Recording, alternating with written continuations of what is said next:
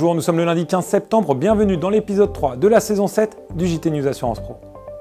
Nous commencerons ce JT en revenant sur les événements de cette semaine avec SCOR, la FFSA et les décrets fraîchement tombés. Nous écouterons ensuite Philippe Mix nous parler de la création d'une UGM pour se préparer à l'aide à la complémentaire santé. Pour commencer ce JT, revenons sur les principaux sujets de la semaine et du secteur de l'assurance qui s'anime. Et nous débutons, rendez-vous de septembre oblige, avec le groupe SCOR qui a organisé sa journée investisseur jeudi dernier. L'occasion pour le réassureur français de préciser les avancées de ses travaux suite au lancement en 2013 de son nouveau plan à horizon 2016. Selon Denis Kessler, le PDG, le groupe est en bonne voie pour tenir les engagements de son plan, et c'est toujours mieux comme ça.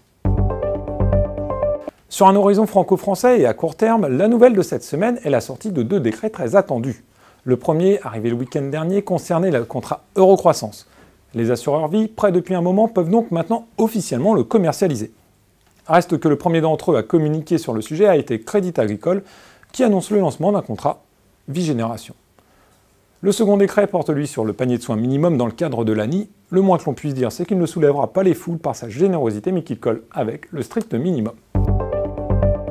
Enfin, l'affaire People de la semaine aura été la nomination du nouveau délégué général de la FFSA.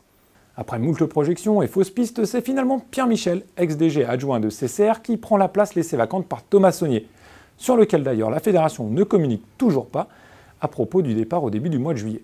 Et manifestement, lui n'a pas eu la maladresse d'écrire un livre pour raconter son expérience à la fédération. Le moment était peut-être trop court. Dans l'actualité de la semaine, il y avait également les mutuelles.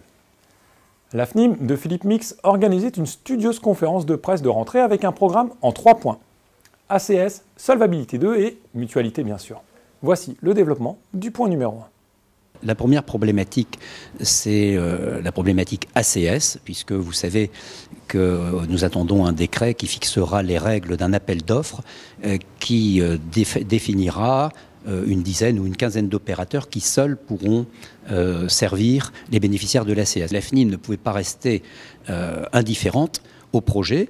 Et la réponse que nous avons trouvée était donc de mettre en place une union de groupes mutualistes, donc sans solidarité financière entre les structures, qui va piloter les relations entre les mutuelles de cette UGM, qui vont distribuer l'offre ACS si nous sommes retenus, un assureur, un organisme assurantiel qui portera le risque pour l'appel d'offres, l'UGM étant en quelque sorte l'architecte, le metteur en relation et celui qui veillera à ce que la vie de l'ensemble de ses partenaires se déroule très correctement.